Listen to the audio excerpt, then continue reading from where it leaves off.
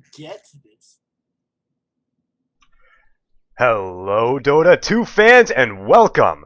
We have for you a great game between Ozone and tiny flightless dragons here on the Reddit Dota2 League, and surely this is a game for the ages, as these two teams have played very well in the group stages, and now that we're out of that, we get to see a nice best of three between these giants. So I am being joined today by my statsman Sir Rabbit Koala and a brand new co-caster Demigod. Say hi to the masses, Demigod.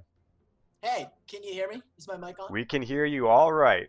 Perfect. All right, so without further ado and any more delay, we're going to go right on into the drafting phase here, and we see Weaver and Batrider going to be the first bands out. So if you have something to say, Demigod, just feel free to say it, but for right now, these are pretty standard bans. I mean, Batrider, a great hero in the hands of a proficient player, and Weaver as well. Both heroes can do very well solo, whether they take the mid lane position. Weaver can find farm even in the off lane or safe lane, so both these heroes pretty versatile. And I mean, even if the Batrider has no real lane, he can just go and jungle. A very efficient jungler in his own respect. So, do you have anything to say about these two teams, Demigod?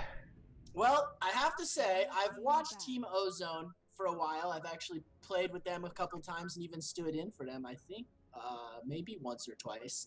I don't know too much about Tiny Flightless Dragons. I was talking to Trektus a little before the match. He told me that you were his favorite caster, so that's a nice little fact.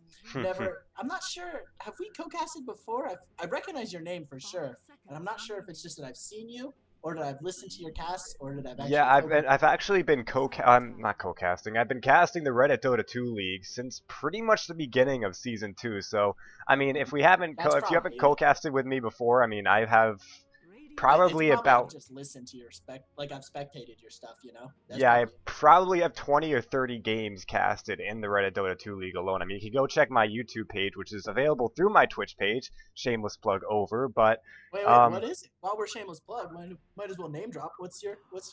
you What's could your Twitch? twitch.tv/Chicago__Ted. I am casting under the Denial Esports Network. So, Excellent. holding on to that thought, we can go right in. The picks are just starting to come out, and we see Naga Siren as well as Darkseer. So some pretty good combo setups on both these teams. But the advantage of the Naga Siren is that not only does she have a pretty good combo setup, but she also has a pause button, so to speak, where if they take a bad fight, she can easily just say, no, we're getting out of here, we're re-engaging, or we're just running away. So Outer World Devourer actually finds his way past the banning phase. So this is going to be an interesting pickup, as this mid pretty much shuts down any conventional mid hero in the early to mid game stages and finds his farm pretty effectively. So Hey, so on that topic, what do you think of this OD recently? The most recent First Blood patch altered his mechanics a little bit, where whenever you use your Astral Imprisonment and they come back, they get their mana back. It used to just permanently drain their mana, and it would just leave every hero at no mana. And now you have to actually take them down to 13 intelligence to 1 intelligence, 13 mana to actually keep them mana drained completely. So not that he loses lanes, he still crushes any intelligence hero. But certain heroes that had low cost spells like Razor or Viper, for example, that had very low cost spells, suddenly are a little bit more viable. Have you seen this impact any games yet? you know what? You have just made me look like a fool because I did not know that. I Ah, honestly did not know that. So, of course, I should probably start reading the patch notes a little bit more clear. But that was the one that came up just recently, if I'm not mistaken. it was. That's the only, if I can remember correctly, that's the only balance change. So they called it a fix because in Dota 1 it always worked that way. But so few people play Dota 1 that, in my opinion, it's basically a balance change because, Oh like, yeah, you yeah, know, yeah. I completely understand because a lot of the Dota 2 players nowadays have never even touched Dota 1. I mean, I'm one of them. really. So yeah, I Wow. mean, it's Now, it makes sense yeah, because a lot of these mechanics, a lot of people don't know that it was like this in Dota 1 or it wasn't like this in Dota 1. So yeah. It's interesting you say that. So there was some interview with Puppy, from the team Navi, world class player. He was talking, and they were like, "Hey, so what do you think about this new hero? I don't even remember, a Winter Wyvern, I think is what it was." And he's like, "I've never seen it or played with it." And they're like, "You don't play Dota 1 anymore?" He's like, "No, I play Dota 2 exclusively."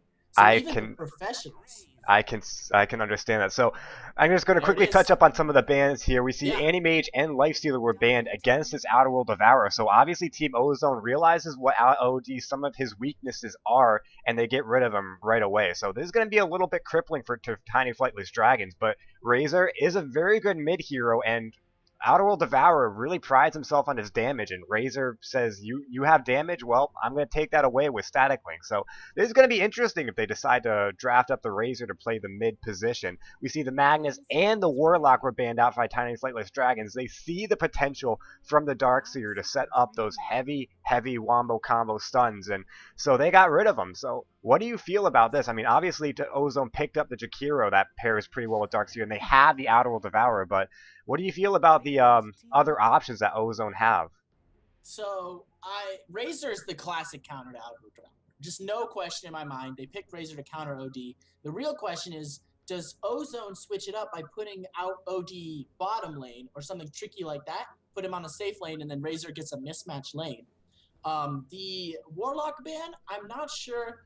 Definitely to stop the Wombo combo, like you mentioned, but Team Ozone used to have a player named A Tree in season 1 who played almost exclusively Warlock, and they would put him as like a 2 or 3 position. So I watched a lot more of season 1 than season 2. And they basically won a lot of games on the back of this A Tree guy, and I'm not really sure if that's a flashback to that or I'm not. I'm not sure Oh, if Team Flash. I have one quick thing to say about that. Warlock, a lot of people call him a slave to his a slave to his cooldowns, but this Mm-hmm. hero is a very strong hero when played right. I mean, play him in the mid position and he gets his Ah, level 6 early, as well as having the fatal bonds. You can set up any wombo combo. You don't even need Warlock's ultimate. If you just put down the fatal bonds, you have a deadly setup. So this hero is very powerful even without his ultimate. I mean, we even count his slow, which if hit correctly makes any wombo combo hit even harder, because not only do they get hit by the initial damage, but they can't run away, they can't regroup. And yeah, and then not even to mention Fatal Bonds, which actually makes everything just hit harder. yeah, and then his Shadow Word pretty much gives him infinite laning possibilities, because in all honesty, if he gets harassed out of lane, he doesn't need to continue buying clarities or sorry, not clarities, salves or tangos. He shadow words himself. So So this true. this hero is very strong, and I feel like they don't see a lot of his potential. Spirit Breaker gets picked up as a final pickup from Tiny Flightless Dragons, and oh man, I Ooh, love this hero. I love him for how overpowered I believe he is, but I won't yeah, let he's my interesting. bias get in the way of this game. But yeah, interesting to say the very least. I mean, his skill set is so unique to other heroes. I mean, Charge of Darkness alone is a very strong ability, allowing to be anywhere nearly on the map. And then all of his passive abilities that just are based off of speed, if I remember correctly. Yep. It's so weird, this hero. So I'm excited to see how they're gonna pair him up, especially with the Troll Warlord, that extra Yeah. attack speed with the perma bashes from both Spirit Breaker and Troll Warlord. It's gonna be an intense bashing fight from Tiny Flightless Dragon. So I don't think the Luna has a very good chance at staying alive in most of these fights. So this is interesting. I can't remember the last time I've seen a physical damage lineup. TFD is pure physical. I think they have one chain, what's it called, Fade Bolt from Rubik. But besides that, and I guess Razor Spell. This is interesting because Luna usually goes BKB, and this is almost entirely worthless against this lineup. I think there's Oh one yeah, and disable on entire all of TFD, one disable that's blocked by BKB. You've got and Rubik's Lift and I guess Charge. yep, and And then we realize that Luna have really relies on heroes being close together, which I mean makes sense with the Darkseer pickup.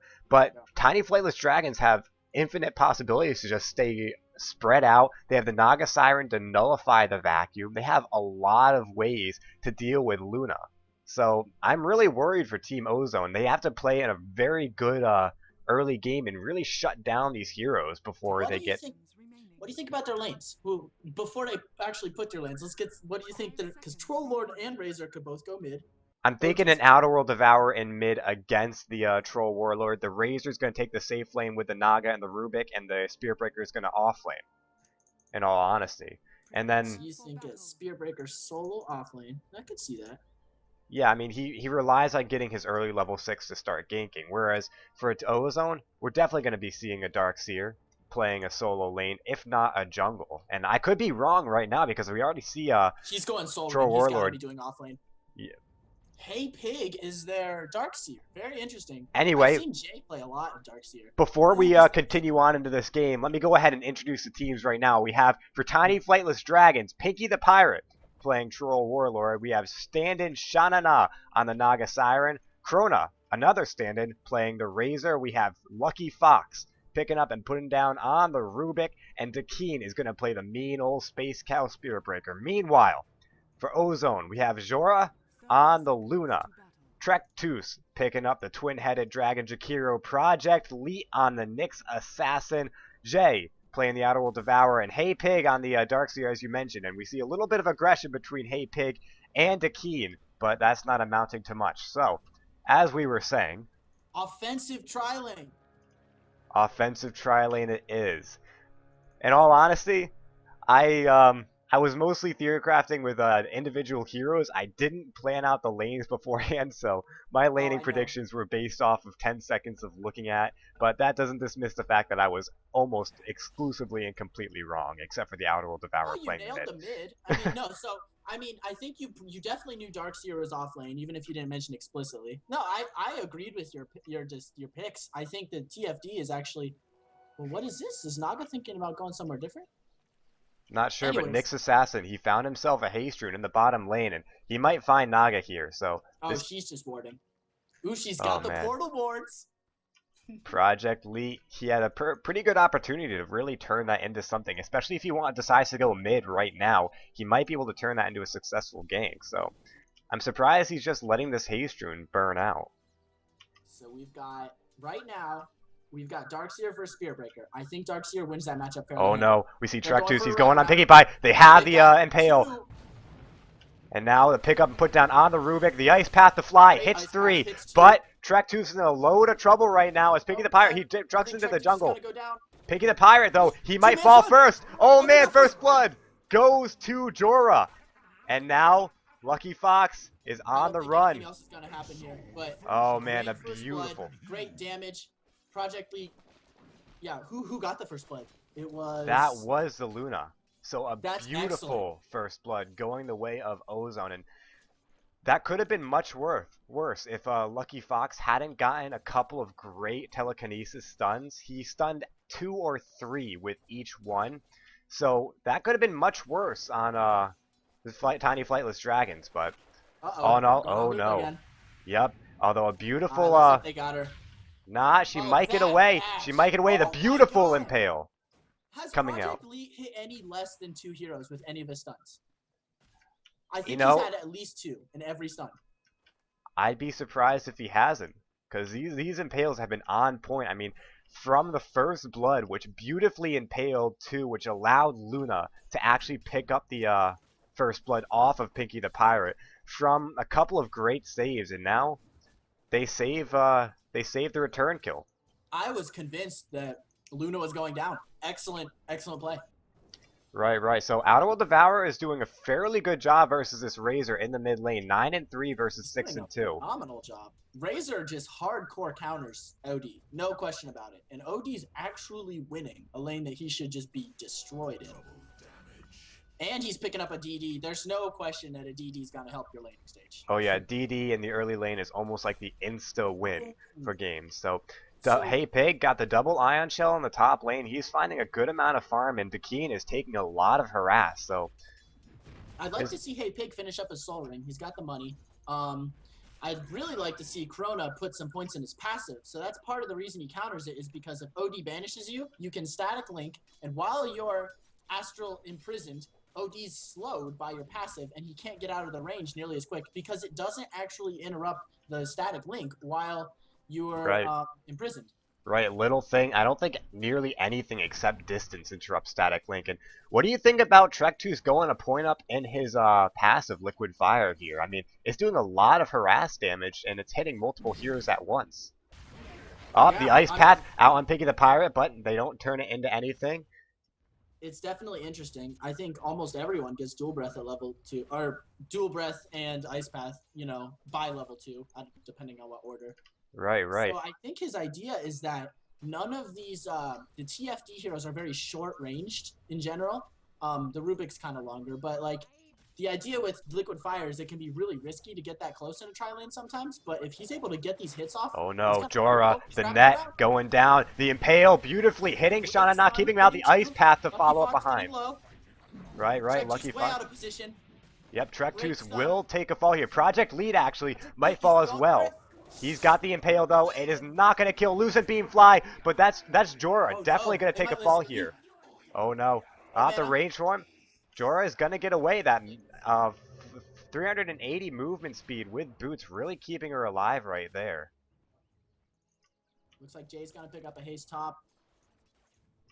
So the other two lanes, Darkseer, yeah. Yep. Thank you, Stats Man, with the very on point and relevant stats. That's perfect. 625, man. Huh. Okay, so here's the thing about 625. Okay, yeah, no problem. Right, right. Yeah, that. So, Go ahead. Let me just say this quick, sorry. If you hold down Alt and hover over Static Link, it'll sometimes show, well, a lot of abilities show a bonus information. So the Dota 2 thing says it's 700. Sorry about those pings. 700 range. Oh man, Jay, we got the Charge of Darkness coming into him. Razor looked like he was going a little bit aggressive, and now here comes the Keen. Here comes the Space Cow. They're going in way past the tier 2 here. He's dived quickly under the tier 2 tower, which is very smart of him. And now the Haste Room being popped. The Keen is in a lot of trouble here. Oh man, 2 heroes, Krona keeping his cow in good protection, and they're able to dissuade any further aggression. But with that haste rune, Dakeen most certainly could have fallen there. So a little bit of missed potential right there, but no one dies, and Dakeen now going to charge into the bottom lane. Luna's his target. Luna way too far ahead. Do they have a net to follow up? Oh, the ice path off point. The net follows up, and Jorah with the telekinesis will take a fall. Well, great turnaround for TFD. Spiritbreaker, who was losing his lane, is suddenly picks up a kill, or picks up no, he got the kill. Yeah, and I mean, he wasn't losing his lane too bad either, which is surprising. He was 17-5 versus 25-0. So, I mean, he got in. He still got a couple of last hits, and now he's really showing. Yep, he's going all the way back up top. And in fact, it looks like Razor might be on his way as well. Nope, bottles up the invis rune. And I think K-Pick noticed. Yeah, in the bottom lane, we have the net going down on Trek2's, and then Pinky the Pirate picking up the kill. In fact, he gets a double. Nyx Assassin going, and Jorah staying way too far behind. Is there enough to follow up? One Riptide should be enough to kill her, but there's no mana. And Shanana diving way far behind. The TP's I think coming 03 has lost his tri-lane. I mean, I think that's it for this tri-lane and then. Yeah, definitely. I mean, we look at the KDA, and this Naga Siren is 2-0 right now. I mean, we look at Luna, who's 2-1, but she's pretty much equally matched with the Rubik in this scenario. And Troll Warlord with the 1-1 has pretty much made up for that first blood that he's given away. So. Oh, no doubt. Nyx Assassin kind of solo farming this bottom lane for now as Luna backs up to get some HP, and it is good for his XP. But all in all, this tri-lane, I feel like they're going to need to start splitting things up here. Maybe send a couple of supports to the jungle to try and find a little bit of farm, and have Jorah stay really passive behind the tier 1 tower and just try to find last hits where possible. Yeah. Or at very least, maybe do some pulls as the safe lane. You know, they had the wards, but stand-in Shanana just placed the ward to scout the rune instead of blocking the pull. I feel like there's no reason to not get the free. Oh, and right as I say it, there you go. He's going to get a stack and then pull next. Right, I believe that's the smartest option for him to do. So we see Darkseer, he picked up his Soul Ring and in fact has his Arcane Boots already as well. So 8 minutes Soul Ring Arcanes. Are we going to see a mech pickup on him or something else? I would guess mech just because it's the most common thing, but it's hard to say. Spirit Breaker charging the mid. Hold that thought. We have the Space Cow. He's finding his way in. Jay going to take the charge. Level 6 now on the Spirit Breaker, but beautiful Astral Imprisonment, keeping himself away from that from the Nether Strike. And Is he gonna kill? oh man, Standing Krona in a lot of trouble here. He's Jay dying. doesn't have the move speed, and there isn't the support rotating in, so using the ultimate here, but I think the greatest play in that was him using Astral Imprisonment to keep himself alive. Yeah, he missed the kill, but ultimately that was a failed gank on their part. So Yeah, and that's just wasting Spirit Breaker's time, and he used his ultimate. I don't believe if he had Astral Imprisonment in the Spirit Breaker, I think it still would have hit him. So, some great decision making on his part, and now Darkseer gets the last hit on a tower up top, sitting on 808 gold. We might, yeah, I'm pretty sure we're going to be seeing an early mech coming out from him, and that's going to be pretty big in some of these fights to even to try to shut down the damage that output that Troll Warlord and Razor can do. Luna is not maxing Lucent Beam. That I heavily disagree with that. I actually agree with it more than you think. Her ult does a lot, like literally half the damage it should if you don't have. So, but in a tri-lane situation, that ult's hitting on 3, so you get what, a max of 4 or 5, 3 or 4 Lucent Beams over that period of time. Well, you're pretty much hitting everyone with 1 Lucent Beam. It's only really viable in the early game when you're going after maybe 1 or 2 heroes. So maxing out the Lucent Beam really isn't that necessary. Whereas if you max out damage, well then you're last hitting in that tri-lane very well. There's little they can do to contest your last hits, and you can deny like a boss as well. So I really go for maxing damage in the early lane over really maxing those nukes. I guess I can see that logic. Looks like O3 just went for a gank, but the Radiant. Well, look at that. Radiant Dire Ward. Nope. Dakeen, he's on his way bottom. It looks like his target is the Jakiro. The Ice Path, though, beautifully stopping the charge. And now Trektus will take a fall here. And the Eclipse coming out. But as he said, not doing a ton of damage, but it doesn't really matter as Shanana gonna take a return kill. So the Naga Siren for the Jakiro. Jay just cleaning up. Yeah, what do you think? Do you think that it favors anyone, or what do you think about that? You know, we take a Jakiro who was in the failed tri-lane for the Naga Siren, who was, what, 2-0, 3-0? I think that's a fairly good trade on Ozone's part. Yeah. I want to say it's about even, honestly. Just because they're both supports, and they both rotated their mids. No, they both rotated A heroes. They both had 4. Well, let's take a look on who got the kill on each side. It looks like Outer Devourer got the Naga Siren, but Naga Siren got the Jakiro. So the mid hero picking up the support that picked up your own support. Yeah, that's big. I'm thinking that's a pretty good trade for Ozone. I mean, we take... Yep. It looks like Jakiro, Trektus in a little bit of trouble here. We see the slow coming out from Troll Warlord, and then the whirling axes on the melee side, and a beautiful ice path. Can he survive here? I severely doubt it. Sends out the dual breath to try to put as much damage out on these flightless dragons as much as possible, but Pinky the Pirate and Dakeen picking up a kill there. Great rotations from Spirit Breaker. 201, getting his levels in, keeping the kill score on the side of TFD.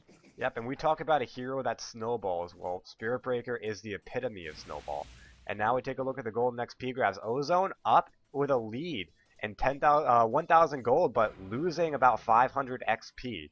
So a fairly even match in all respects. So now Jorah taking a charge, getting the net, but a beautiful impale, keeping Jorah alive for a little bit longer. Astral Imprisonment, again, to keep him alive. And he did it on an ally. In my opinion, if he had caught one of the enemy, all 3 of them were running away. He could have converted that into a kill. They had so many stuns around. Oh yeah, definitely. So a little bit of missed decision making there, but all in all, keeping someone on your own team from dying is a fairly good reason to Astral Imprisonment in your own team. Yeah. And no deaths were had. Oh, sorry. No deaths were had. So that is a win on Ozone's part. Picking up a kill would have been a little bit too much of a win. Ozone's got 4 bottom to the 2 of TFD. You think they're gonna convert this into a tower? I mean, Trektus does have that 1 point in Liquid Fire, which 1 point actually helps a good bit. We see Krona though, he's waiting off to the sidelines. They're waiting to try to get an engagement off. Ice Path barely catches Shana on the backside, and it looks like, oh man, lots of damage. Astral Imprisonment to fly, but Jay in a lot of trouble. No, he's not. Vacuum, dual breath, The plasma field coming out. Jorah picking up another kill with the losing beam. And Dakeen in a lot of trouble. No, turns around and man fights. And now Krona from the back lines. Haypig in a lot of trouble. In fact, Haypig takes a death. Pinky the Pirate going in, going to pick up the Nyx Assassin on the back. And now, oh man, a full team wipe. Krona getting the triple kill. Man, and the how tower, much did TFD lose? 3, 2? 2 heroes down for Tiny Flightless Dragons. The tower still stands, and a return of 5 for the Tiny Flightless Dragons. So, oh man, that team fight couldn't have gone better. I mean, they lost their supports. Big whoop. What the big part was, they chased the Spirit Breaker past the tier 2, and then Krona came in from behind, got the supports that were already taking harass from the tower, and then the Spirit Breaker, Dakeen, turned around and charged Luna. Level 12 suddenly. Oh yeah, and he's got his phase boots, almost got the BKB. And now Trektus, he's going to be taking a charge. It's a bait. It is a bait. Whoa, really? Man, Jay, after imprisoning him out, but Dakeen does find his way in a little bit of trouble. The Ice Path to fly, but only hits 1. And now Project Leet with his Vendetta goes ahead, gets the stun on 2. Beautiful. The Plasma Field to fly, but Naga Siren taking a fall again. Krona popping his old Astral Imprisonment on the Nyx to try to keep him alive, but really wasn't in any sort of trouble right there. And now, a 1-for-0. Ozone taking a kill. Yeah, that's good. They did rotate 4 in for, I don't know, I guess the enemy had 3. If they get a tower, then that's worth it. Yeah, well worth it. Jay isn't done. He goes ahead, the Astral Imprisonment out on the Razor, but as you said, that passive really making it hard for him to follow up at all. And Dakeen waiting off to the sidelines. We got Krona and Dakeen just kind of waiting, watching and waiting. There are 3 heroes in the mid lane, and Pinky the Pirate is just taking free pot shots at the tower up top.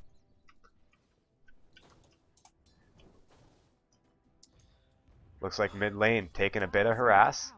Jay, 1 auto attack we saw did quite a bit of damage, but the 3 heroes here, 4 heroes actually, dissuading any real further aggression. And now they're just staring at each other across the river, batting their eyelashes in hatred. Huh. So Spirit Breaker's magic immune during the fade time of assault, like our statsman pointed out. I never knew that before. Right. And also, if you kill him, you still get hit by the Nether Strike. So, I wonder how that works, actually. If you kill him... I've actually seen it happen. His you bomb just, bumps you. No. You Nether Strike, you kill him, and then he buys back. Does he come right back into the fight? Ooh, good question. He got stuck, but he TP'd out. No problem. I would really love to see that happen. This is the second time both teams have had a ward on the same point. That's so funny. And it's the same ward too, so. For those of you who didn't catch what the pings were for, Spirit Breaker got trapped right here in the trees, so you just had to TP on out of there. Nothing big, nothing that resulted in a kill, but it's 6-13 at 16-17 minutes. We take a look at the gold and XP graphs again, and pretty much dead even in terms of gold, but XP is sitting at a 3k advantage for the Tiny Flightless Dragons, which makes sense because they have 13 kills, but... Yeah, so I think these graphs are almost a little misleading, because as Tiny Flightless Dragons, you'd think with this huge kill lead, they'd have a bigger gold lead, and I think the only reason they don't is because this Darkseer is just really rich, you know. Oh yeah, I mean, he's got his mech, he's got his soul ring, and his arcane boots. And yeah, his last hits are just so far ahead of anyone else, because he's just been staying, or up till now, had been in lane just constantly. Well, aside from a really good vacuum on bottom that almost resulted in a couple more kills, but ended up being the death of him. Either way, again, a huge mass of heroes on both sides of the river in the mid lane. I can't get over how close this is gold-wise. It's like touching the 0. And now Ozone are actually taking a lead. And I think one thing we can attribute to that is the fact that Ozone have taken a tower. And Tiny Flightless Dragons have not. So yeah, that's a great point. It's about 1,000 gold, a little bit more, so you can always keep that in mind. TFD, I just consider them money in the bank. Like these towers, the tier 1s especially, they haven't taken yet. They will eventually take them. So. Right, exactly. So Now, again, I keep saying this, I keep bringing it up, but 5 heroes in the mid lane for Ozone. Are they going to try? They have Project Lead with the Vendetta, and the Oh, force-staffing of Krona away. They no, sense something that was happening. by Jay. That was by the OD. He's Oh, trying to force no! staff him in. Oh, man, so some huge misplays. That could have been a kill on the Razor easily. And now, they'll be lucky to get a tower here. Man, yeah, the Nerubian Assassin was just about to break his invis, and then whoop. Oh man, so a little bit of mad luck for this Outer World Devourer. Expected them to continue facing forward when instead the Razor, I don't know if it was out of pure game sense or if he was just turning around to say hi to his buddies, but turned around and got a nice little boost. So now, Spirit Breaker from the bottom lane, the gift of love from lane 3 as he charges right on in to Jay. But he's going to go in to 4 heroes. In fact, he realized this turns around, he's not having any of that. And Krona taking an arcane orb just to harass him out. Yeah, so Ozone have had 5 mid for like 2 minutes Ah, now. and here Oh, comes are the they gonna deny. get the deny? I They don't got know. it, they got Here it. comes Fine. Jay. They're going for it. They got the tower. And now, Nether Strike coming in. Jay, Astral Imprisonment, keeping himself alive, and Lucky Fox in a lot of trouble. In fact, Razor going down before the Naga song comes out. So Lucky Fox catching a lucky break there, but a little too late as Razor actually takes a fall there. And Piki the Pirate going to take an Ice Path, but that's more for Trektus to get a couple of last hits. And the top tower taking a fall to Creeps. So taking a look at the golden XP graph, I would imagine it stays relatively even still because, well, 2 towers went down, but no, the Razor actually took a fall, and now it's at a 500 gold for Ozone. Don't let that fool you, though, because 500 gold really isn't too much, but Jorah hasn't put a point in Moonglaive, so she's not clearing down waves as fast as she could be. Do you agree or disagree with that? I actually, whenever I play him, I max Lucent Beam, I put 3 out of 4 in a Lunar Blessing, and then I start going to Moonglaive, because I think that at that point, the Moonglaive's bounces are bigger Yep. than the +8. Oh yeah, definitely. The DPS from a couple of bounces is much greater than We've got, oh sorry, go ahead. No, go for it. So we've got Razor, who's what? My math's failing me. 600 off of BKB. We've got Troll, who just finished a fresh BKB. Speaking of Troll, we got the Impale and the Vendetta. He's in a lot of trouble with the there he BKB. Comes out. So that 10-second charge being used, but for well worth it. And now Shana taking a couple of Arcane Orbs. That's doing a lot of damage, and Jay isn't done. He goes in, but Takeen getting a kill on the Luna in the top lane. That's huge, and now Lucky Fox catching himself way out of position here. But is he really out of position? Stuns up Project Leet, who puts on his Spike Carapace, but for no real reason. And now, with one hero dying in the top lane, Hey Pig taking a Whirling Axis, but the beautiful Ice Path, the Astral Imprisonment keeping him alive, another Whirling Axis, Project Leet in a lot of trouble, and here comes the Keen off on the side, picking up their Jakiro. Nyx falling, Jay in a lot of trouble. His ult did get used, but not picking up anyone but the Troll Warlord, and now Hey Pig has to get himself out of there. And it looks like he will get it. So despite having the mechanism, they still lose that fight, and they lose it pretty handily. That was a 2 or 3 for 1. Yeah, they just dove too deep before they were really ready. Is he gonna get the charge off? In a little bit of trouble. If he finds it, he can get the charge. Oh, the jukes! The jukes! Nope, they found it. They found it. And now he's dead. Oh, beautiful! Oh, now he's dead. No, I don't know if that was worth it. Nope, the beautiful Ice Path coming in. Takeen actually gets impaled and in Vendetta stun. Look at that damage! Jay, though, falling on the top rune spot. Not realizing that the static link doesn't get blocked by Astral Imprisonment. Yeah, so I'm almost sure what he's confused about. This is a thing. If you go through fog, it will show on your computer that the link broke and even play the sound of it breaking. And then, so that's why he was confused. So explain that a little clearer. Explain that like over 5 here. Yeah, so Jay lost vision to the Razor. The Razor gets vision for free because he's linked. Anytime you're linked, you get vision to that person. But Jay lost vision to the Spirit Breaker. Nice deny by Trektus.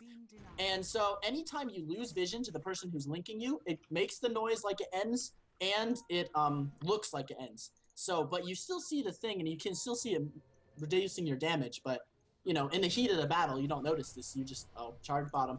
You Yep. take this. Jorah is in a little bit of trouble here as the Keen finds the charge. Is there another strike? Don't need it as Troll Warlord pops his ultimate, and now the static link Jorah is going to take a fall here. And this Yep. tower is certainly going to fall as well. So just like that, 3 towers falling in systemically here. And one of them getting denied, but all in all, we take a look at the gold and XP graph, and the gold shooting down 1,000 in favor of Tiny Flightless Dragons, and it's about 5,000 now in XP for them. So nice little fun fact. This is true. Hey, so as a question to, since like, actually it looks like they're about to fight. I'll ask later to Stats Man. oh, wow, beautiful vacuum. And now the wall to block any further retreat, but doesn't matter. Hey Pig in a lot of trouble. Oh, man! I have wall of replica stolen by Tiny Flightless Dragons, Lucky Fox, and now Trek2's going to take a fall here. So, what a steal. Yeah. Oh yeah, that can get confusing too, because if you're Radiant, you're expecting to just see walls and be okay with walking through them, because they look identical, Rubik's and the Darkseers. Well, Rubik's looks slightly smaller, actually. Really? Oh, I wish they didn't go out of vision. I can't even look at them now. Yeah, I wish as a spectator you could just, like, increase vision in a certain area. Exactly. Well, looks like the creeps are going to come in. Creeps are going to... Oh, they're gone. Okay. Okay, so what I was going to ask the spectator earlier, or sorry, the stats man, is a while back you said something about both teams being first or second in their division, and you mentioned like Crystal Maiden and like another hero, and I wasn't sure what that was all about. Oh, I can answer that one for you. The groups in the group stages were listed in A, B, C, D, right? But as a little bit of Dota flair, that A, B, C, D were assigned to a hero name. So it was Abaddon, Brewmaster, or Beastmaster. Crystal Maiden, stuff like that. It's Brewmaster and Crystal Maiden. Yeah. Okay, yeah, thank you for that. It sounds familiar now, but I don't think I like noticed that at the time. I can't remember if they were, I think they were, these are all PST, Pacific Standard Times teams, but they might be EST. I can't remember exactly. If I remember correctly with Ozone, because I've talked to them before, it's like split up between, it's all American, but I think some oh, yeah. Anyway, Jay finding himself a double damage rune, so this is going to increase his damage just a little bit, but with BKB blocking the Arcane Orb and both Razor and Troll Warlord having one, in fact, Spirit Breaker found himself one in the meantime, so this is going to be a little bit more difficult for this Outer World Devourer to do really anything in these fights for that short duration. Man, it is looking tough on Ozone. The first 3, Ozone is EST. Oh, okay. Thank you. Yeah, guys, again, this is my statsman, Sir Rabbit Koala, been with me through thick and thin, and this guy is pretty good at laying down the facts, the stats, and a little bit of tidbits. So now with Roshan taking a lot of damage, in fact, he's going to fall to Tiny Flightless Dragons without any real aggression being said otherwise. And boy, I tell you, I'm just looking at this, and I'm trying to think of ways the Ozone gets back in. So the thing is, Luna, her big item is BKB. But the instant she picks up BKB, what changes? You know, Spirit Breaker's ult goes right through it. Naga goes right through it. Static Link goes right through it. In all honesty, I don't think BKB was a smart option here. What would you get? I think maybe, hear me out on this, maybe a Lincoln Sphere. Go on. That would block either the charge of the Spirit Breaker. It would block the net of the Naga Siren. It would block the static link, and it would block the telekinesis, whichever one hits first.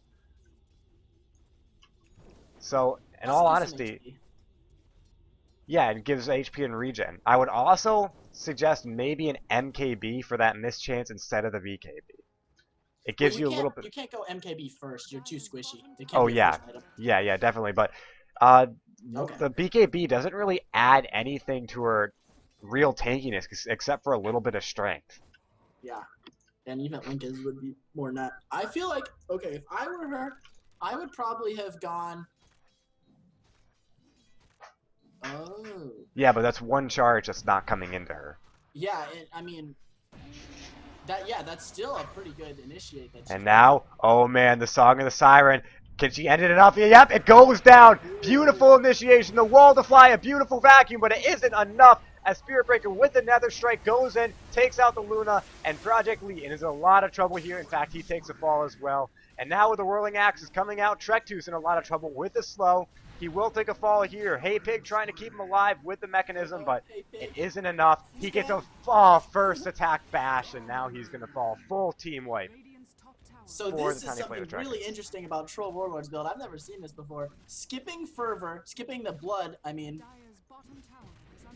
Is it called Fervor when he's in melee mode and Berserker's Blood and Ranged? Or am I just forgetting the name of the spell? Was it ever called Berserker's Blood? Can you back me up on this? I don't believe it was. Berserker's Rage is his Q. Yeah, it is. It's his passive.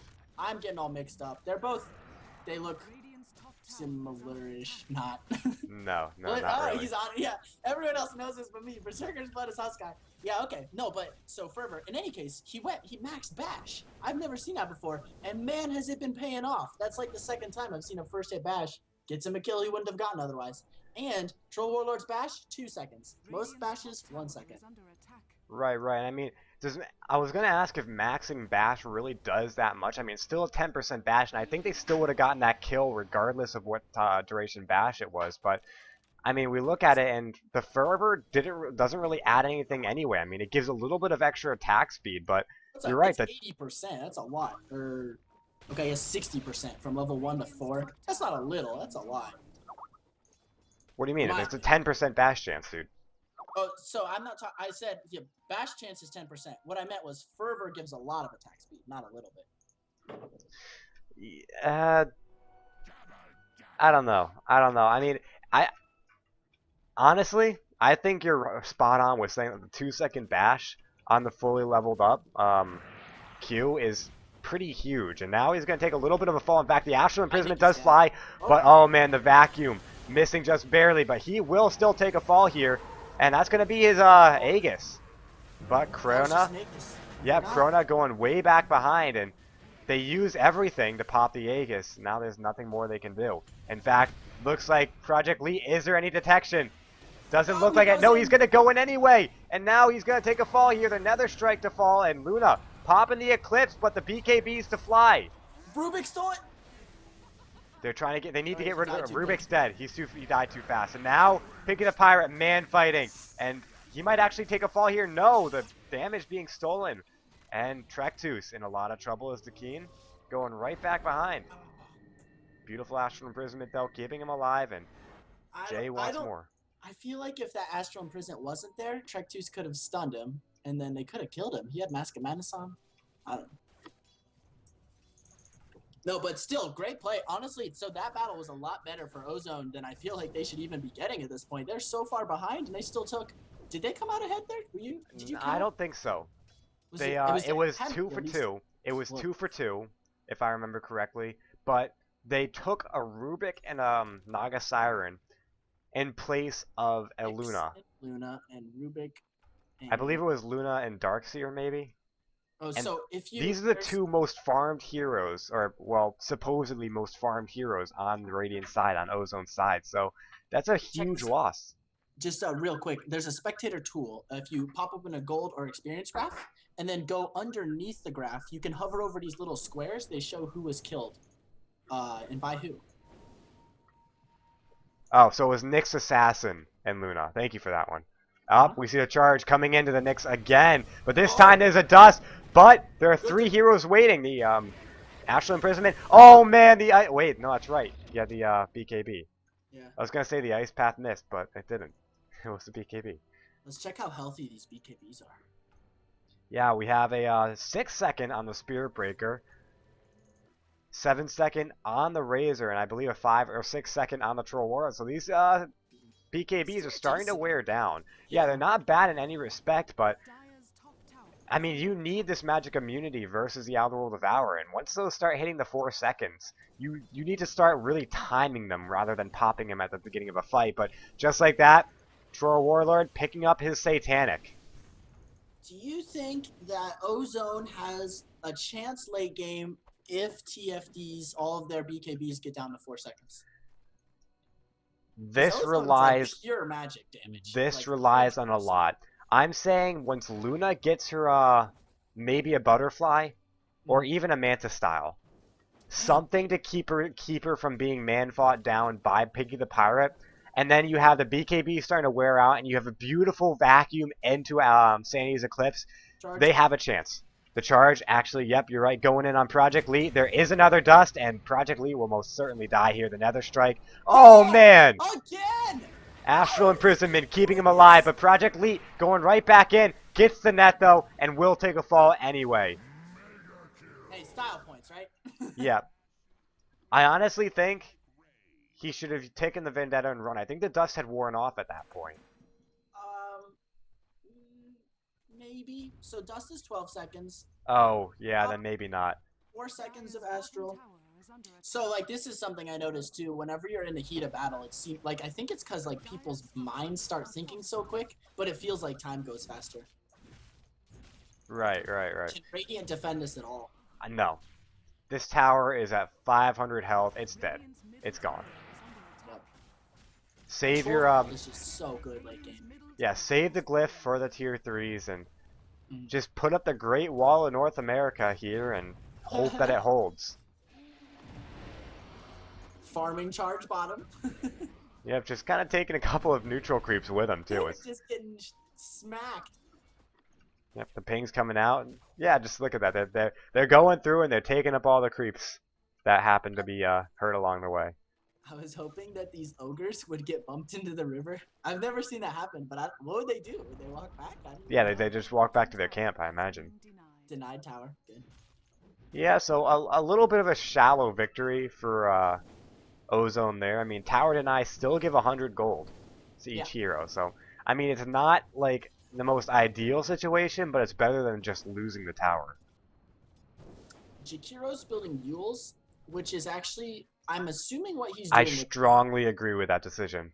Yeah, I think he's gonna try to use it to interrupt the charge. That would Right. be my guess. Yep, that is exactly what I feel he's going to be using it for. In Does fact, he have the quick fingers? don't interrupt the person being charged, interrupt the Spirit Breaker. Yeah, man. Because what that does, that sets up your ice path, and if he doesn't pop his BKB fast enough, that's an easy kill. So one thing that's worth noting is if you do spam it, Ice Path for whatever reason doesn't stun Yep. instantly. Yep. So, Wasn't that the story behind the play at TI2 um, or something like it? it was similar. It was Oh yeah, it was Tide Hunter Hunter's ultimate. instantly, and they Yep. got a BKB off on Enigma. Didn't they pop the BKB during the song though? Well, you're stunned during the song. You can't do anything during the song. Oh, you can't pop BKB while the song duration's going on? If you get hit by the song, you can't do anything at all. I'm gonna have to check on that. You're probably right. Yeah, I mean, you might as well check. Or we could just have the stats man check. Well, that's the beauty of having a statsman, right? He's probably rolling his eyes at us right now. But He's probably like, what noobs?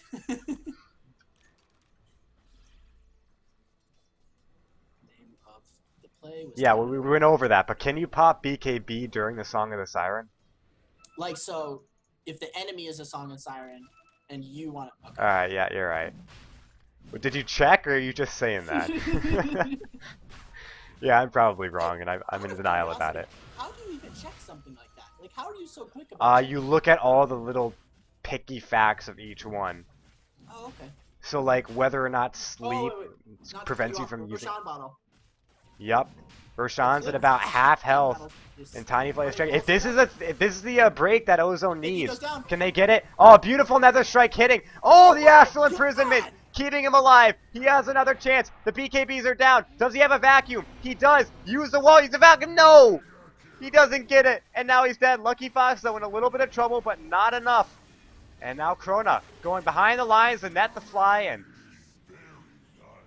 and all in all, very, very sloppy fight being taken by Ozone. They had the style, they had the block on the Nether Strike, but Darkseer should have turned around and vacuumed and walled. He is sitting with all of his cooldowns off. That's not something you want in your big playmaker. So, Oh, you're right. I didn't even catch that. Oh man, Project Lee in a lot of trouble. The instant bash, the telekinesis, he's dead. Unstoppable for Spirit Breaker. Charge of Darkness. Stun plus damage. Yeah, definitely. Charge of Darkness actually procs a greater bash, 100% chance. So. Yeah, but he got the bash instantly right after that. Oh yeah. Oh, I didn't even catch that. I mean, it didn't even make a difference because he was dead anyway. But all right, so Go ahead. I think Ozone, a big problem at this point is just the draft. TFD have a lot of magic immune heroes that just run straight at your face, like Troll Warlord and Spear Breaker, and Ozone they just have to run. They have nothing that can stand and fight, and then TFD gets them all split up and stuff. Ozone is like a wannabe wombo combo. Oh man, it looks like the Keen going right on in, but there's the Yule Scepter. That was exactly the beautiful vacuum, but it's not amounting to really anything. The Saiya's Eclipse is off cooldown. Luna popping the Eclipse, and there it goes. Saiya's Eclipse, they pick up the Razor, and they might actually get the Spirit Breaker now too. In fact, they could actually get the Courier. Nope. Oh no, Ice Path, they want Pinky the Pirate. But I believe that was, oh no, they got the Keen anyway. A beautiful split up. They know who they want to go after who. And now the Ice Path gonna fly. Pinky the Pirate in a lot of trouble here. Just 1 or 2 auto attacks to beak out. Actually, get him again. They're gonna use up the Aegis here. The ultimate to be pop. careful. Oh man, Shanana coming in with the Song of the Siren. Are they gonna re-engage? There is a force staff. There is a force staff. Oh, what are you doing? Force staff yourself. It doesn't matter anymore. They're gone. They are long gone. Man, if the Dark Oh no! Shanana gonna take a fall here. Yep, the Ice Path to fly. Barely clipping. And now the Yule Scepter to keep her in place. And Shanana gonna take a fall. Beautiful Impale catching too. They might. Oh man, the Ice Path. They're gonna get to. Pinky the Pirate in a lot of trouble here. Oh, there's a force staff. He is dead. Oh man. Beautiful, beautiful plays. That was supposed to be TFD getting racks, and instead they get. I think Rubik probably died at some point, so that's all fine, right? Yep, and the name of that fight right there. Twin-headed dragon. Yep, the name of that fight right there was each and every Impale and Ice Path were on point, and now Rubik gonna take a fall here. That is an indirect 5-man wipe. Trektus, after that, I would call you my brother. Yes, for those who don't know, I forget your name. Demigod, that's right. Demigod is Trektus's brother. In fact, they came to me 10 minutes before this game, right? And told me, we have a game in 10 minutes. Can you cast? And I was just waking up, so I'm like, oh, okay, let me get set up. Then 5 minutes later, he tells me, oh, this guy wants to co-cast with you.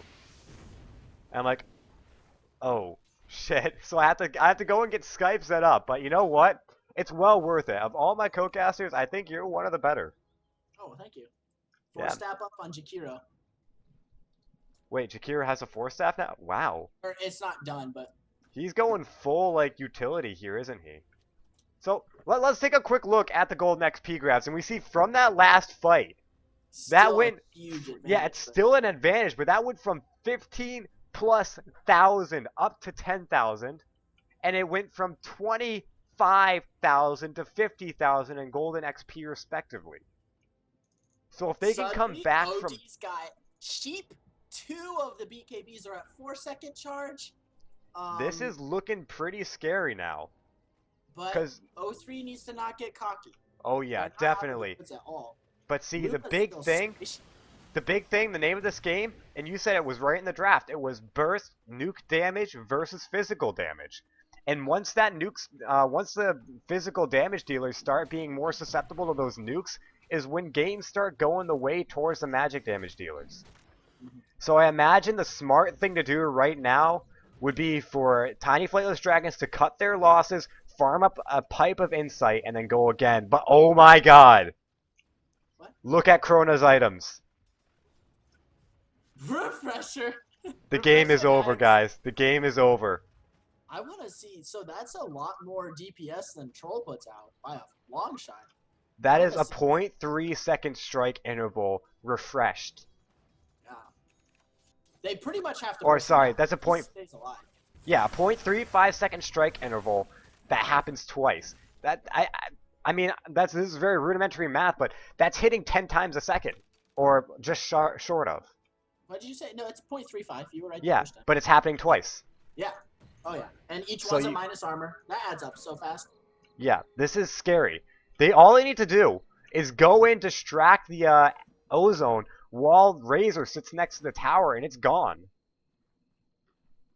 in a couple of seconds. Like, They're not confident enough, which wisely so. Not. oh yeah, after losing that big Yeah. fight, I mean, indirectly, they lost the Aegis and they lost 5 over the course of that entire fight.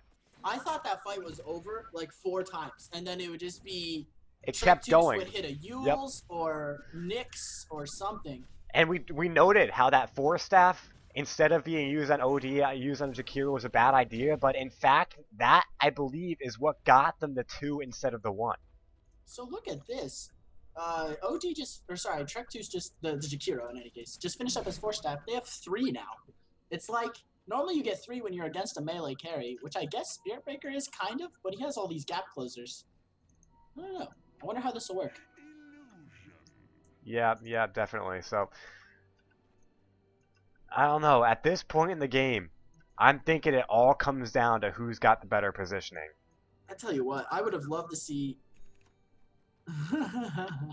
God damn it! Holy yeah, armor wow! losses, and you have to factor in armor losses because with that many strikes, you're gonna be like minus 70 armor or something silly. Like, I believe, doesn't it cap out at a certain point though? in general, things in Dota don't cap out too often. Maybe it does. I honestly don't know. I've never heard of it capping out. I'll put it that way. Usually the thing's long dead. Minus 20, fair enough. Oh god, Does so base mean... I'm thinking, actually, if he gets this, you should take into account someone who has a fairly low armor threshold, maybe someone like Doom. I would think that it would actually end up more than that estimate because doesn't damage get amplified once armor starts hitting below 0? Yep. Wait, but is it physical? Yep. Yeah, it's physical. Yeah, so I think it starts amplifying damage, and that really overshadows the original armor damage mitigation. Oh yeah. I don't know. We're gonna see it real soon, as it looks like Tiny Flightless Dragons are ready to go. Yeah, they're not waiting for Roshan. No, and so very rightfully so. all they have to do is kind of zone out 03 because Ag's Refresher also hits buildings. Yep. So, And it hits them hard. Yep. I don't think it reduces armor on buildings, but it does not. It still hits for a very good amount of damage. Oh yeah.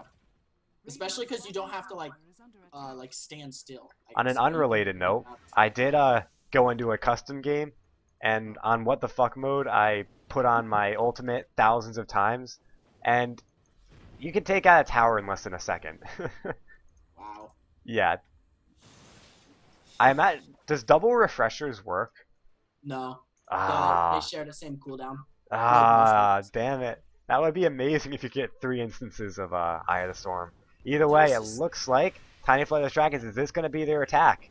They're waiting up on the opposite high ground. There's this really goofy old build on Tinker where you buy Refresher because Rearm refreshes Refresher. But it's pretty pointless because you already have Rearm.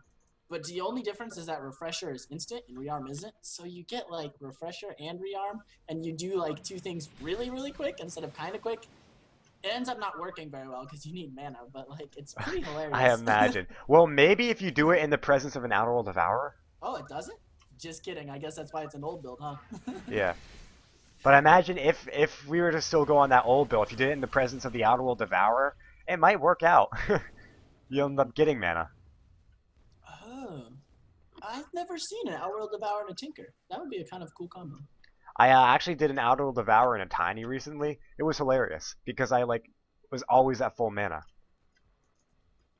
The thing with Tiny is he has... Oh. There we go. Static Link it immediately getting broken, but it looks like the Keen are going right in. The Astral Imprisonment to go down. Here comes the double Eye of the Storm. And heroes are melting. Tiny Flightless Dragons are actually dead. Wipe them. What just happened? No, wait, 4-0. But still. Can they get something out of this? Roshan is up in 20 That was a team wipe. That was the perfect... That was their perfect combo. They wanted the Wombo combo this whole time with... Because they got it. Wiped so quick. The Eclipse went down. Luna had the Manta Style, but I don't think she even needed it. The Moonblade just popping between. We had the Sandy's Eclipse coming out. We had the... beautiful Impale. We had the beautiful Ice Path. We had the Vacuum into Wall of Replica. That was the perfect Wombo combo. And all of a sudden, we take a look at the Golden XP, and I mean, it isn't showing just yet. I'm going to give it a bit of time to register, but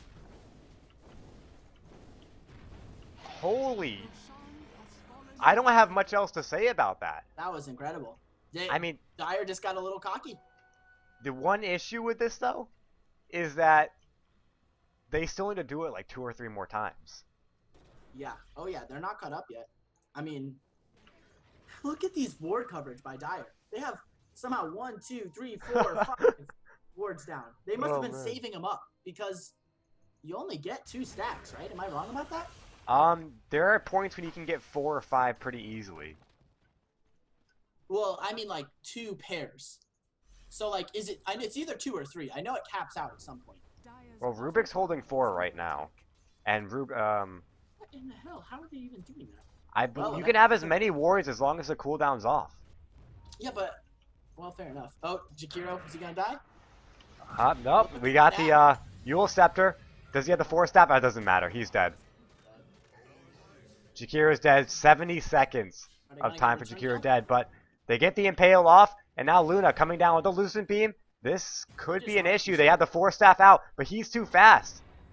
He's way too fast, but no, they got the Courier. The Courier. Courier, go down, take it. Yes, they get the Courier. There was 1 teleport scroll on that Courier. Spirit Breaker, was that necessary? Did you need that teleport scroll that bad? In the heat of the battle, man, you never know where the Courier is, but we still have 40 seconds for that Jakiro down.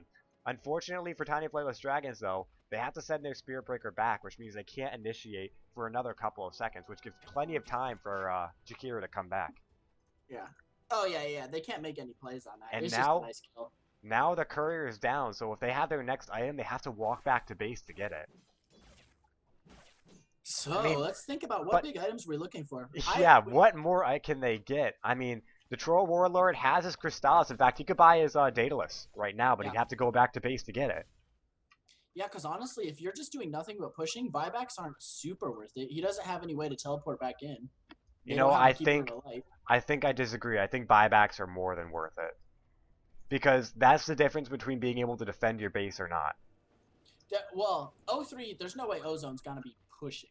Also, if you've got someone like Shanana in the fight, you die, you buy back, Shanana puts a Song of the Siren, gives you plenty of time to get everyone else back, and then you've got a full force ready, regrouped, and ready to go in again. So now the smoke up, they're going for the flank. Can they get it? All the cooldowns are off right now.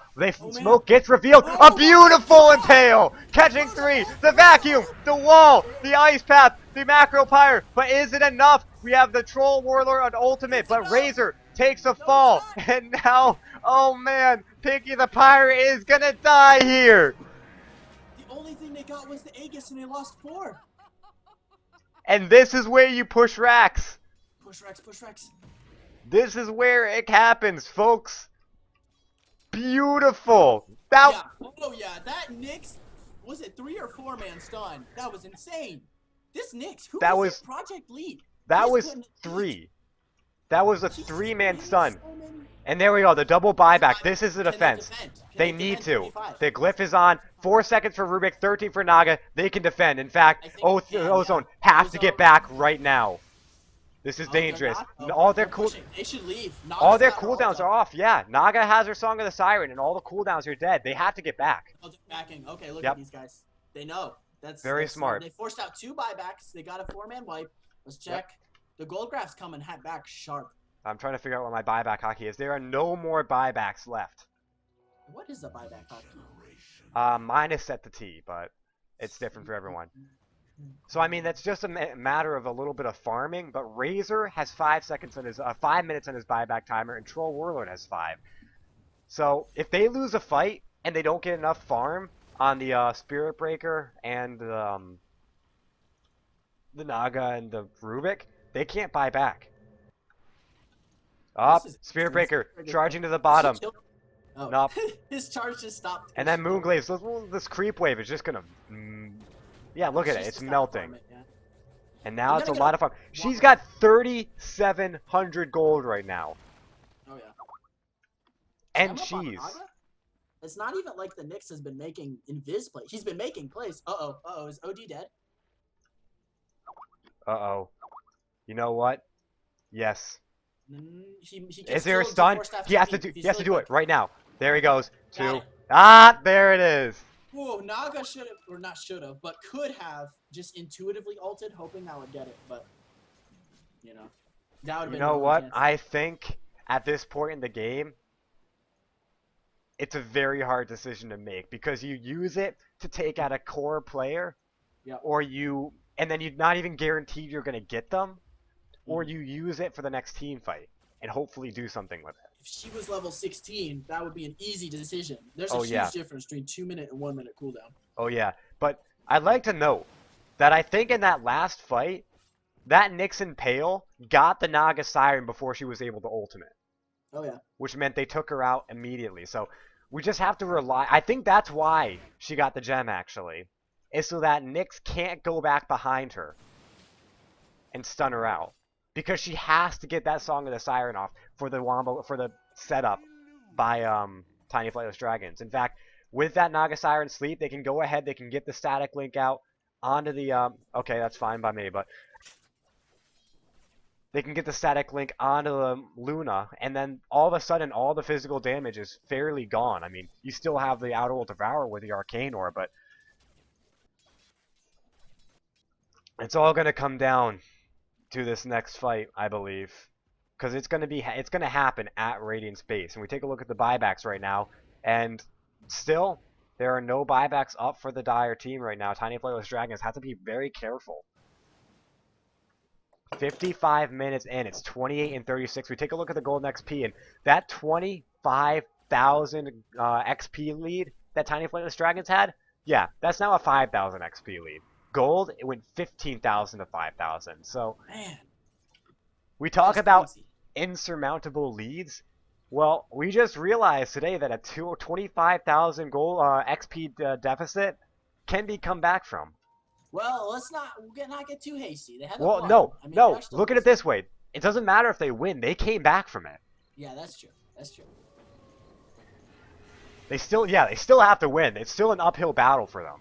But it's getting easier and easier with every team fight. Here's a smoke. Oh, no. They're wrapping around? If they pick off the Razor and the Spirit Breaker here, even the Razor, if they pick him off, he's dead. He's no buyback. They see him. No, they don't see him. Oh, no. He gets away. They all get away. Oh, wow. Bad luck, Ozone. That would have been pretty much game. I mean, Razor would have been down. He didn't have buyback for a minute and a half. He would have been down for the entire duration of his death. And now, Track 2s might be taking a little bit of harass. Nope. They're able to get back. Yeah, you mentioned earlier you'd like to see a Butterfly on this Luna, and she got that Manta. And I just think Butterfly would have been 10 times the purchase that Manta I said is. Manta or Butterfly, and there's a reason for that. Either one would have reduced Troll Warlord's man fight possibility on her.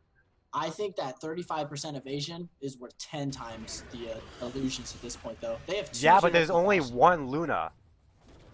So 35% evasion split up against an entirely physical team.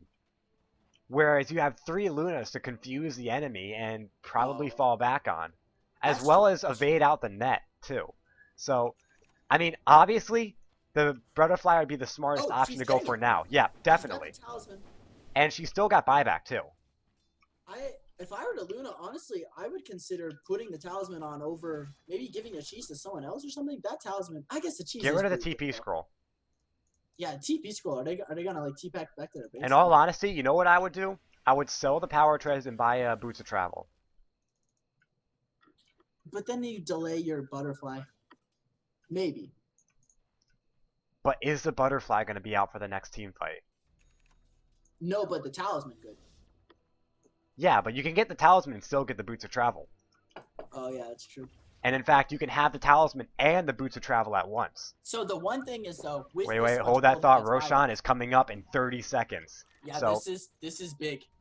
This is the next team fight, and in fact, it looks like Spirit Breaker in a lot of trouble here.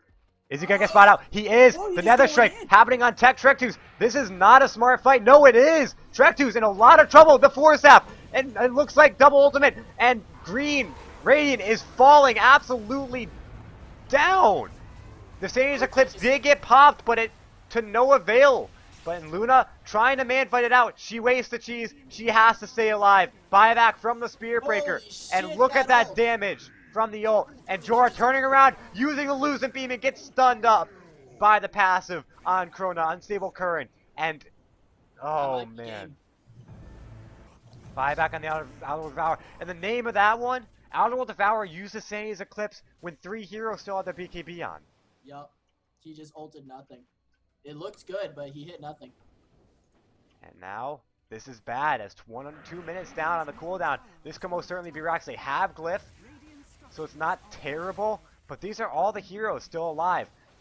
And now Force Stabbing, and oh god, here comes Dakeen. This is it. Dakeen with the full BKB coming in. Pinky the Pirate coming in. Jay is dead. Jorah is dead. And this is it. GG. Yeah, I can't imagine them coming back now. Wow, that's kind of a bummer, right? I mean, they were looking so good. One bad team fight. That's all it takes when you're coming up from an uphill battle. Yeah, late game battles are like that, though. You lose one team fight. You need those wards. Dire had that ward advantage. Oh yeah, they had all the vision, whereas Radiant had nothing. Yep, Spirit Breaker completely caught him off guard, and they used a lot. Whereas he was able to BKB and evade most of it. So now, they're going on Pinky the Pirate here, and in fact, Pinky the Pirate is going to take a fall. Naga Song of the Siren being used. Yep, he does have buyback. What? Oh, that wall? what? I think he misclicked the haste. I think that's what happened. That's a huge misclick. Yeah. Well, yeah, but I don't think TFD is gonna be forcing any battles because their troll's dead, so it might end up not being a big deal. They got two. They got two Raxes. I didn't see anything happen. Darkseer's ult is ready, in my opinion. Yeah, there's no wall here. You can't see anything. You can't. I can hear it, but they forgot about Roche. But Ozone did not forget about Roche. Honestly. Dude, the top Rax is falling. Yeah, I don't think this is not helping them. The fact that they're losing their Rax to Roche. Who are they sending back here? Darkseer can 2v1. They can hold it. Yeah. Man, why are they not? Razor coming in. He's gonna steal up nothing. Okay. Ooh, I thought he had it for a second. And now he's popping out both. And just look at that damage. No. Oh no. His BKB is gonna go down a couple of seconds. Are they gonna try to go on him? Nope. Looks like not. They got the Roche. They're happy. They got Roche. They protected their Rax. Oh no. Oh no. Can he pop his B? He doesn't have BKB. Yeah, he just. Oh wait, Lee, you had it. Oh, there he is. This is it. Spirit Breaker's dead. Yeah, I can't imagine getting out of this.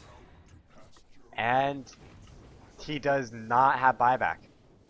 It's so hard to come back from 2 lanes of Rax, though. It's like hard for them to even push. They make a big kill like that, and I don't think they can even do anything with it. Jay needs this BKB. He's got the money. There's still a Luna on the field. So you're talking about base pushing. This Luna is the best. Yeah, that's true. Huh. But unfortunately, with that last fight, so much more money. Yeah, she lost a lot with on top of dying in the buyback. If they had won that fight at the Roche pit, then she would have had her butterfly easy. But because, I mean, it's very bleak for Ozone right now. I mean, it's not impossible. In fact, they might just go and base race this. I agree with this decision. Yep. Oh, base race. There is no double ult on the Razor right now, so they can't push entirely. Nope, they're gonna go back and defend. Because they can't actually base race. I was just. Yeah. The Luna's still there. Naga's just gonna ult this. I don't know what they're even. Wow, Jay's gonna go down and lose his Aegis for nothing. Oh, beautiful Sandy's Eclipse, but the Aegis...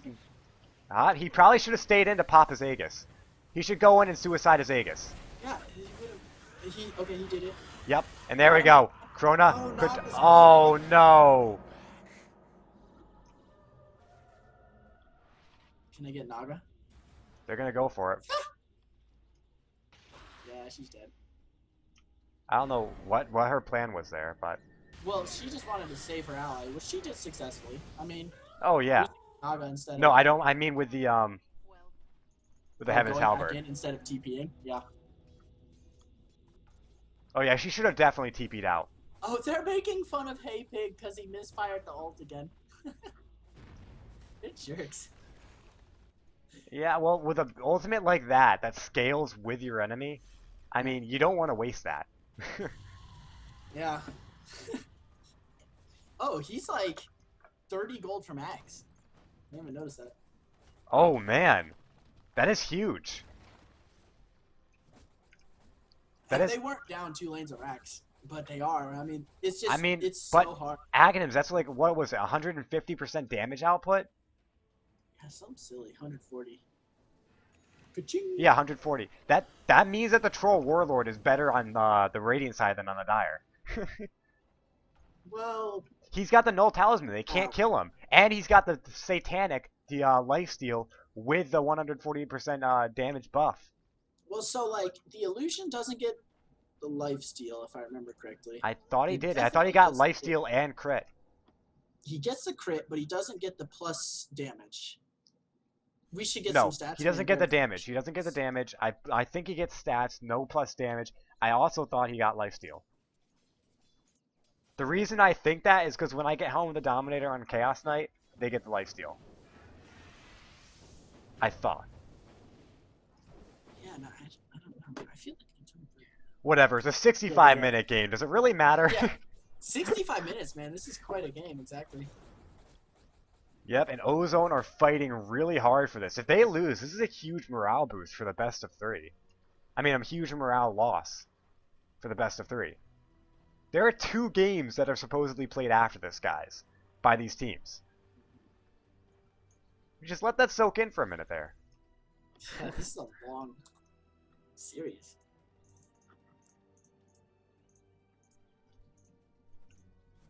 Alright, so Luna, if there's any hero to come play back from from close to Mega Creeps, this is it. I mean, with the Lunar Glaives or Moon Glaives, they just burst down those giant creep waves really fast. But just like that, there's a big push coming into the top lane being carried out by Krona and Shananon. Krona actually has a Desolator. I don't agree with this pickup pretty much at all. I mean, Desolator starts to lose its effectiveness, especially when you've got an ultimate that does exactly what it does, except better. But what about lifesteal?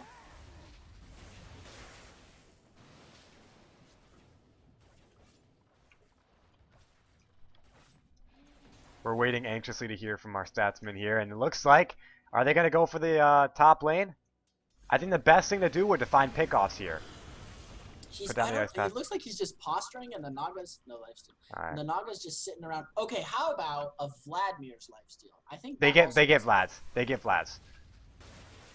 I know that for a fact.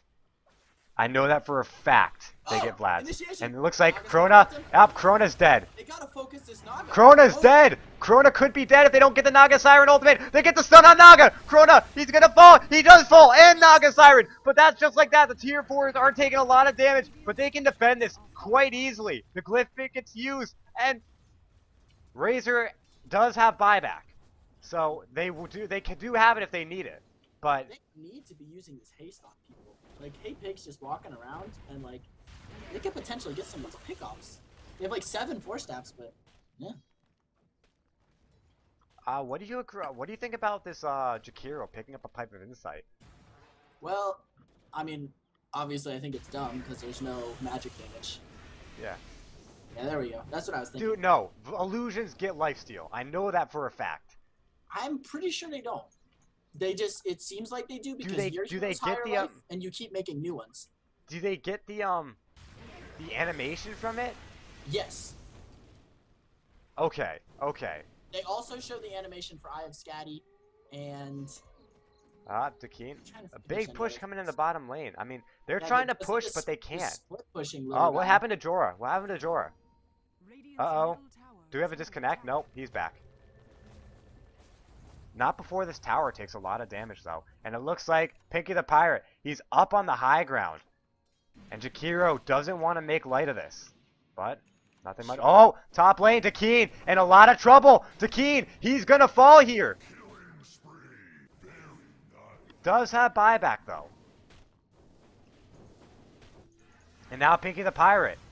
The Yule Scepter down. Pig is there. They put down the BKB, though. Not sure they should have used a Macro Pyre there, and they've got nothing to go through that. Oh! There we go! Perfect timing! Pinky the Pirate in a lot of trouble. The Ice Path the fall. And then, well, the Veil of Discord. Just increasing the amount of damage he's taking. And Jorah picks it up.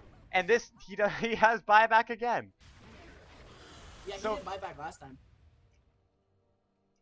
I mean, they're getting these pickoffs. There's no buyback, but this is huge. This is big. Yeah. Their BKBs are all just, except for Razor's is still somehow at 6. Look at that, guys. Look at that. Luna has the butterfly. Yeah. And Outer World Devourer actually has a second Mystic Staff. They're going all in. There are 2 buybacks. Yep, there are the 2 buybacks. They force them out. Are they going to still continue this push? No. They'd be really stupid to continue this push. Yep. There's so much on the line. Roshan up in a minute and a half. So Roshan isn't up. They can't really do anything with this. Jay's finally got his BKB. Yeah, I don't think they took the timer, to be honest with you. Again, Jay picks up a BKB. Is it really worth it? Oh, no. Oh, no. Uh-oh. We have the smoke up. It's going to catch them all out. So Project Leet is going to get him up. And then they impale. But they get Leet almost instantly. Look at that damage. And then almost the entirety of Tiny Flightless Dragons are going to die. Krona to take a fall. 4 dead. There is no buyback. Except on Razor, it looks like. Yeah, this Dire team has so many buybacks. A big push coming in bottom, but they only need to send 1 hero down to defend it. They can go ahead and try to take Rax here. It looks like Luna's going to be the one to try to go defend. She's got to go like right now. I imagine she would be the one to push. But it looks like they should she's send someone else to defend. Oh, But they got to go back. Tier 4 is in a lot of trouble here. OD is the only one with a TP scroll, so I'm assuming he's going to be defending. OD, you should probably defend this. Luna's got the TP scroll. Luna has a TP. Okay. Luna's got it. I kind of would have liked to see OD defend because Luna does damage to towers and OD doesn't. So... But I don't think OD has a good chance of sticking up to the Spirit Breaker. Rubik, he's actually picking up a Necronomicon. They're committing entirely for this push. And now, mid-racks are going to take a fall, but there's still a bottom tier 2. Are they going to get Krona here?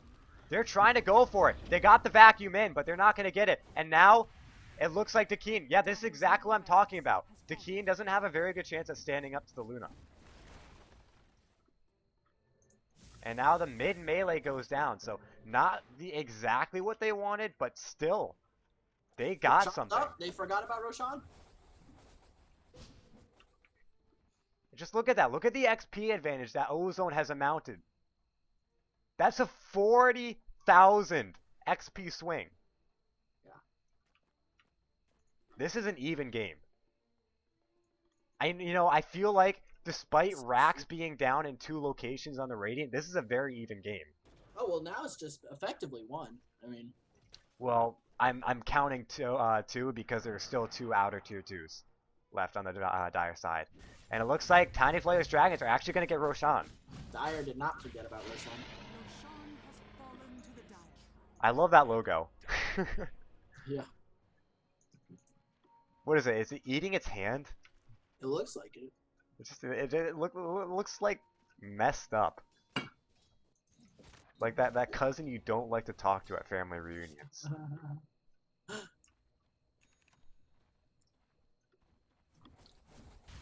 Alright, so, Outer World Devourer. He's got Shiva's card. Guys, it's been 72 minutes. I had a 10-minute warning to cast this game. And it's been 72 minutes into the game. Yeah. Like, I wasn't expecting this. I wasn't prepared for this. Oh man. Got any interesting stories? Because I'm running out of things to say. Well, let's see here. Not really. Rubik's got the Necronomicon. Kind of a silly pickup. Blink could be a lot bigger. No. I think the Necronomicon was one of the smartest things they could pick up. Necros this late do nothing at all. No. Anyone can just click them down in 2 hits. It's They not. probably will die on accident. No, it's not the killing them that's the fault. It's being able to push. The Necronomicon, with the Spirit Breaker's speed buff, with its speed buff, you've got everyone moving near max move speed. And then you've got Troll Warlord's ultimate. They're going to be able to take down this Rax in no time at all if they decide to charge 5-man. That's why they have the Necronomicon. Yeah, Desolator. I wonder if it...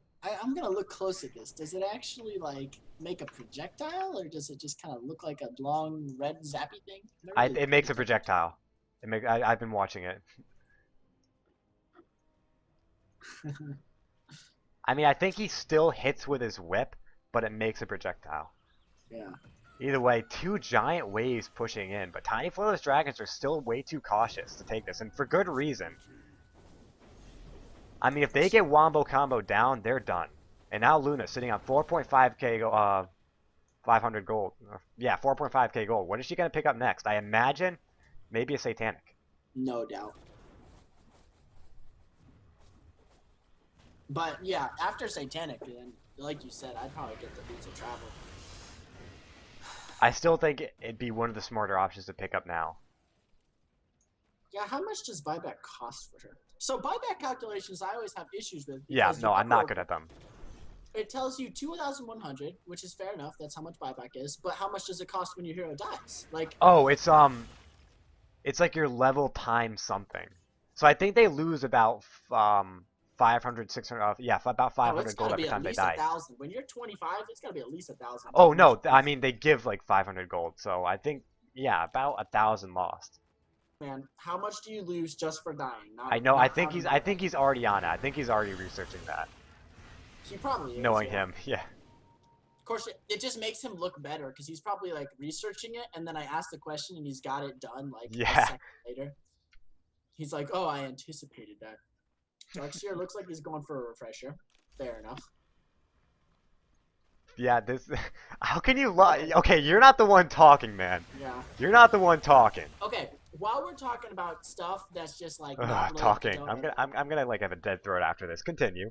He said, "I love games like this," and then he makes his smiley backwards. And so to me, that always annoys me because it's like I first read it like frowny face. I'm like, why is he so bummed out? The reason the smiley backward, I know Statsman. He's my brother, all right, so I know him. The old thing that we used to chat on, it would make emoticons if you did it the other way. And so, hating emoticons, we do it backwards. Oh. Yep. Yeah, because who likes emoticons really? Oh, Yule Strange, he's got it. Are they gonna? But there are 4 heroes in the bottom lane. This would be stupid. He ends up getting away. 4 heroes making it into the bottom lane. There is 1 tier 4 remaining. Interesting. But this is Rat Dota. What's 30 times 25? So it's about 700. Anyway, yep, this is it. Radiant lost. GG. No, the glyph is there. If they defend Rax, oh, I can't keep track of both of this. The vacuum misses though. No, it doesn't. Troll Warlord actually hitting for a pretty decent amount. God, they're defending 2 fronts. They can't do this. And now, have they used up their cooldowns? Really well. Yep, they're playing this smart, and this is exactly what they need to be doing. Up they're going, but here it comes. Spirit Breaker got the top racks. Yep, top racks are dead.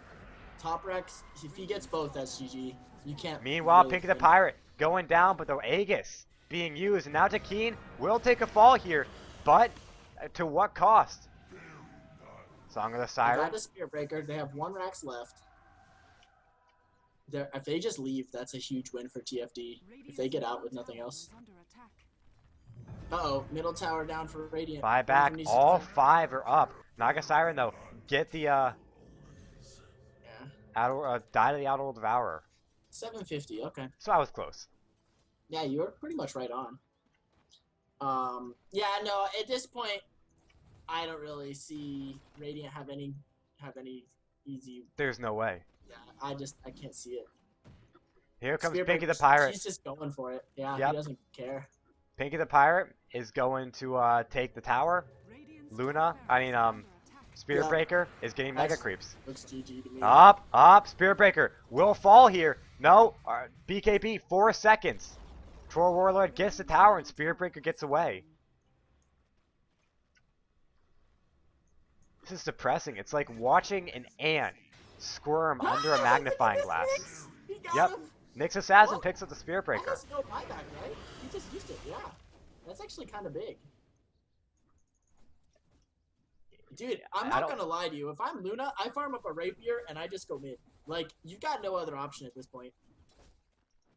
That might be exactly what she's doing. They should just push now. They have to leave someone behind, though. Trektus is too huge. Trektus is fat. Man, look at that. OD, Trektus, they should just leave, like, maybe the Jakiro. No, not the Jakiro. Maybe Darkseer or Nyx or something to defend. The reason you don't leave the Darkseer behind is because that wall and vacuum is imperative in team fights. I imagine. Okay, they don't have. No one has TPs. So Darkseer has TPs. So it looks like he's going to be the one who goes back. Because he's the only one with a TP.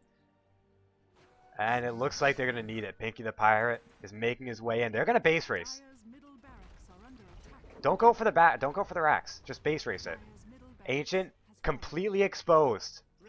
Base race is their only shot. Like, why did they gotta send someone back? They just forgot about it. Darkseer is going back, but this is it. It's GG. Yeah, he can't kill this Darkseer in time. This is it, guys. GG. Yep. Well played. Oh, what's this? What's this? They're defending. They're holding. Are they gonna get it? Are they gonna get it? Pinky the Pirate is dead. He's dead. No way. No way! They're pushing in the backs! They're pushing in the Ancient! Luna's going ham! She wants it! Pinky the Pirate buys back! They're going for it! Luna, though! Luna's dead! Luna's dead! Luna has buyback! Luna buyback! Who's got buyback on Dire? Just Naga. Naga's the only hero with buyback. And looks like they got Jay, though. Jay's dead. But Jay has buyback. He's got 4 staff and 2! Oh! Jay has buyback. He has buyback. Oh my god. This game. Why? They held. Albeit at 840 health, but the Ancient's alive. Oh. If they can defend this push, this one push, it's all over. Is there any detection on Dire? No detection. They're going for it. They're going for it. Beautiful Impale. Catching 2. Ice Path to follow. Pinky the Pirate's dead. Takeen taking a lot of damage. He's going to fall as well. Jay in a little bit of trouble, but Takeen's going to fall. He's dead. Shana might get hit. Barely. Naga jukes. They don't see her. Get the TP, but they're pushing. They're all mid. Oh no. Naga, she fakes the TP. She's going right in for the Ancient. Trektus has it. Yeah, Trektus is fine. And here comes 4-man push. He lands the thing! Shanana is going to fall here. No, Trektus in a little bit of trouble. And here comes Ancient under attack, but it's being backdoored. Alright, there is backdoor protection. Razor goes in for it. Backdoor protection is down. Razor just teleported to the Dire. And then Naga Siren, ultimate. No, Naga's ult is what just... Oh, which is gonna fall, And both Ancients, Dire, they fall! Radiant, GG, well played! Ozone, take the win! Oh my god! Oh my god! Guys, Ozone, take game 1! Chicago 10! Nothing much to say about that. Okay, you know what? Oh my god! And risk of my throat completely imploding. Guys, this is in game 1. You've been listening to Chicago Ted casting with Demigod with Statsman Sir Rabbit Koala. Game 2. Can't believe it, but it's coming up next.